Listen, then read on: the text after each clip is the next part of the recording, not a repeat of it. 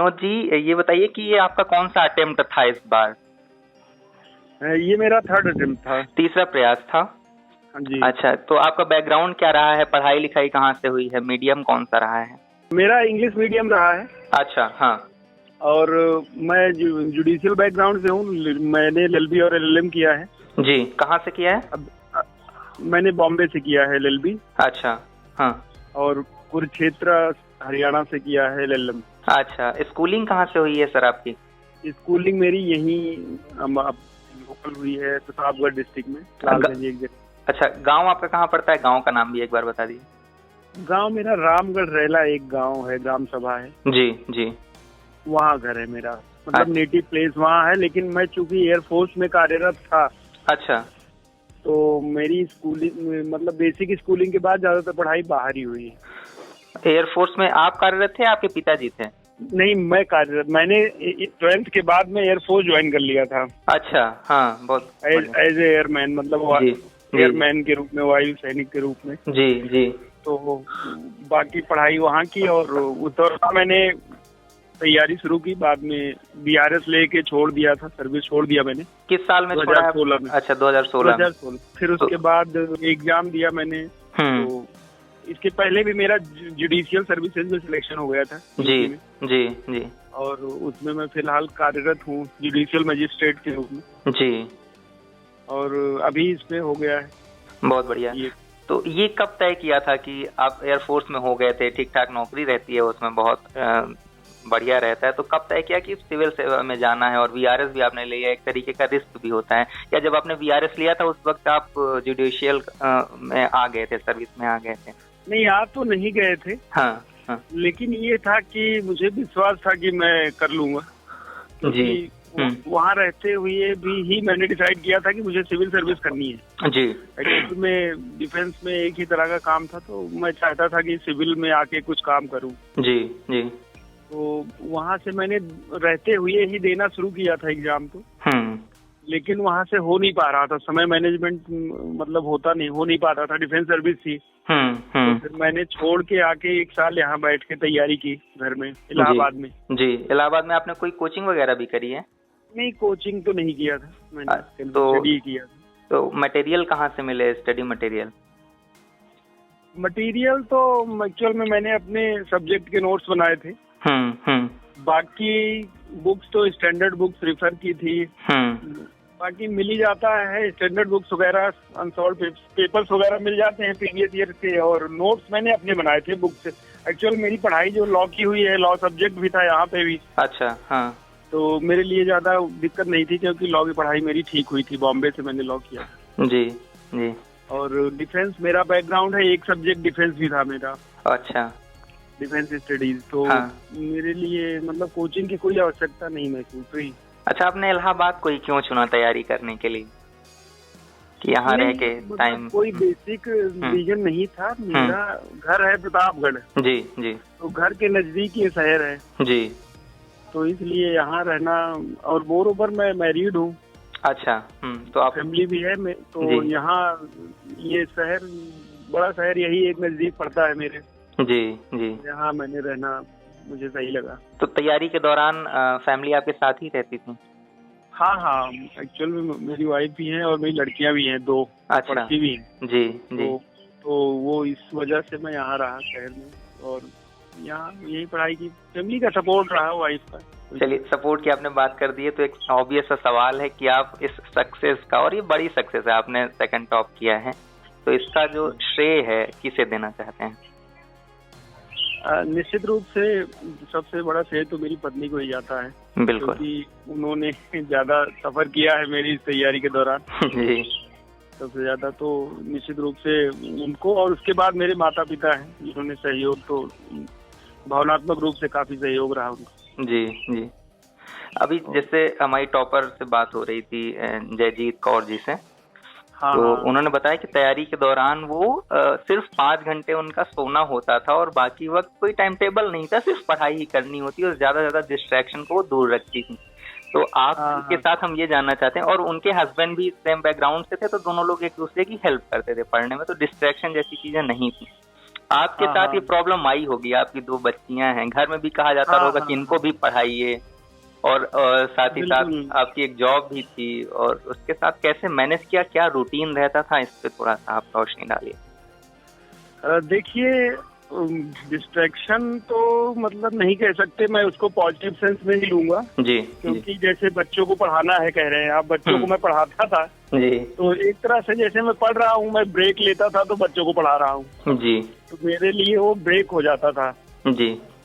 और वाइफ का तो सपोर्ट रहा, उन्होंने कभी ये नहीं कहा कि आप पढ़ रहे हैं, घर के काम वो कर लेती थी, या घर मार्केट जाना है तो वो चली जाती थी जी, मैं पढ़ाई करता था जी, तो सब्जी लाना है तो वो ले आ रही हैं जी। वो हाउस वाइफ हैं जी, हालांकि वो पढ़ी लिखी हैं, और उन्होंने उनका अपना कुछ करती भी थी, लेकिन उन्होंने सपोर्ट किया, और वो घर में रही, बच्चे भी थे तो घर वो हाउस वाइफ ही रही जी जी।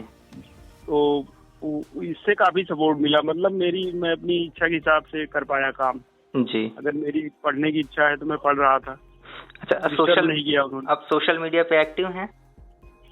हाँ है, तो एक्टिव बहुत नहीं कह सकते, लेकिन ये है कि सोशल मीडिया पर हूँ, बहुत एक्टिव नहीं हूँ, ज्यादातर अपने यूज के लिए मैं यूज करता हूँ।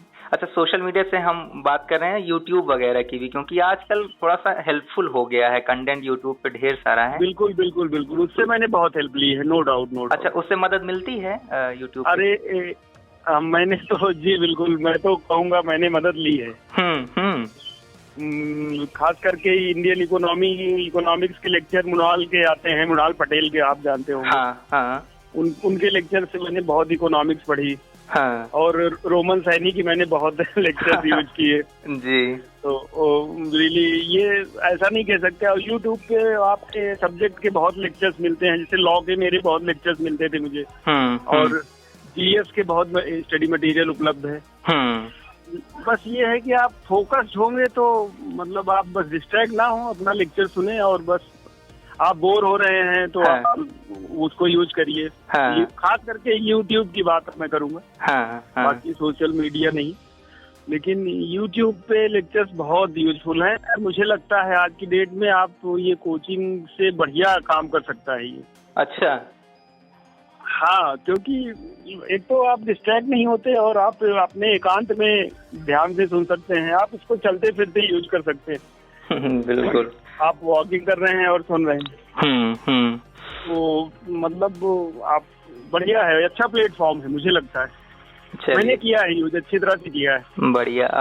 कुछ जो नए अभ्यर्थी हैं जो लगातार मेहनत कर रहे हैं और करते ही जा रहे हैं, क्योंकि बहुत मेहनत लगती है, तो सबसे पहले तो आप ये बताइए कि आप पढ़ाई के लिए कितने घंटे देते थे? पर्टिकुलरली 2016 की बात बताइएगा, जिस वर्ष का इस बार रिजल्ट आया है। मैं ये कहना चाहूंगा, पढ़ाई के घंटे तो खैर निश्चित नहीं मैंने करके पढ़े, कभी टाइम टेबल बना के मैं नहीं पढ़ा हूँ, लेकिन ये निश्चित रूप से कहूंगा कि ज्यादातर समय मैंने पढ़ने में, जैसे एग्जाम के पहले, खास करके 3-4 महीने एग्जाम के, मेंस के पहले या प्री के पहले जी, तो उसमें मैं टोटल फोकस्ड रहता था, और मैं अपना अधिकतम समय 10-12 घंटे तो हो ही जाएंगे दिन भर में जी, तो इतना तो दे ही देते थे जी। और नए अभ्यर्थियों के लिए क्या संदेश है आपका? नए अभ्यर्थियों को यही कहेंगे कि वो असफलता से ना घबराएं। मतलब आप किसी भी असफलता अगर आपको मिलती है, सफल नहीं हो पा रहे हैं, तो आप एनालाइज करें, आप अपने कमी को ढूंढें, आप अपने कमजोर जो वीक एरियाज हैं उनको आइडेंटिफाई करें जी, और उस पे काम करें जी। अगर आप ऐसा करते रहेंगे तो निश्चित रूप से, मतलब आप अगर लगातार मेहनत करते रहेंगे और आपकी विल पावर, दृढ़ इच्छा शक्ति होगी, तो मुझे नहीं लगता कि कोई मैंने ऐसे असफल कोई हुआ है जी, जिसकी इच्छा शक्ति मजबूत हो और जो अपनी कमजोरियों को पहचान पाए जी जी। अगर आप कमजोरियां अपनी आइडेंटिफाई करिए और दूर करिए, बस 1-2 साल में आप सफल हो जाएंगे। अच्छा, आपने साक्षात्कार की तैयारी कैसे की इसके इंटरव्यू के लिए? कुछ खास टिप्स अगर? देखिए, साक्षात्कार की भी अपनी एक परिधि है, डायमेंशन है जी। आप अपने बायोडेटा पे काम करिए, आप अपने सब्जेक्ट पे काम करिए। सब्जेक्ट तो खैर पढ़ा ही होता है, बस एक बार रिफ्रेश करिए। और पर्सनालिटी तो देखिए, जो सीखते हैं अपने सराउंडिंग से, वही पर्सनालिटी है। आपका पर्सनालिटी टेस्ट है ये बेसिकली। बिल्कुल। तो मुझे लगता है कि पर्सनालिटी एक दिन में नहीं बनती है, समय लगता है और आप जैसे सीखते हैं अपने आप को बस पॉजिटिव रखना सबसे आवश्यक है। बिल्कुल। आप और पॉजिटिव मतलब आपका पॉजिटिव एटीट्यूड दर्शाना है वहाँ पे। जी जी। कोई निगेटिविटी ना आए।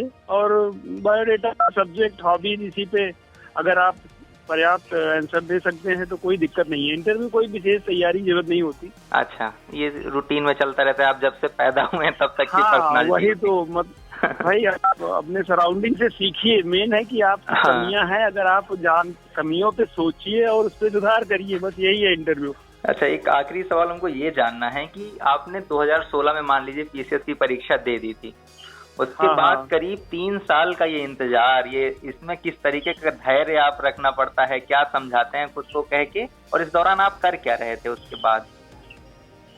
नहीं देखिए, दिक्कत तो बहुत है। ये यहाँ पे यूपी में समय बहुत लगता है, किसी भी एग्जाम का प्रोसेस बहुत लंबा हो रहा है जी। तो ये रियली एक पेशेंस तो मांगता, मतलब पेशेंस डिमांड करता है। लेकिन ये है कि मुझे बहुत दिक्कत नहीं हुई क्योंकि मैं ऑलरेडी जॉब मुझे मिल चुकी थी। पहली बात तो मैं जॉब में था, जैसे इसमें जे में भी था, जैसे पहले भी मेरी एक जॉब और मैं था, जॉब मुझे मिली थी, तो लगभग मैं बिजी रहा। और दूसरी ये है कि मेरी हॉबीज हैं, पढ़ना है, ये सब हॉबीज इतनी है। रीडिंग, मतलब रीडिंग तो एक ऐसी हॉबी है कि आपको बोर नहीं होने देती। और मोर ओवर हमेशा आप कुछ नया करने की अगर सोचते रहेंगे तो मुझे नहीं लगता बहुत समस्या आएगी। जी जी। तो यही है कि मुझे, खैर मेरे मामले में मैं जॉब में था तो मुझे दिक्कत नहीं हुई। तो अभी ये ठहराव आएगा कुछ कि अब आगे आईएएस के लिए हम लोग उम्मीद लगाएं? नहीं देखिए, आईएएस नहीं, मैं तो आईएएस के लिए, एक्चुअल मेरी आईएएस की एज ओवर हो चुकी है। अच्छा। तो हाँ, मैं फिलहाल मैं इसी में कंटिन्यू करूंगा। अब तो डिप्टी कलेक्टर ही। जी जी जी जी। चलिए, बहुत शुक्रिया आपको बहुत सारी शुभकामनाएं, आप बहुत अच्छा करें आगे। थैंक यू भाई साहब। चलिए ठीक है, थैंक यू।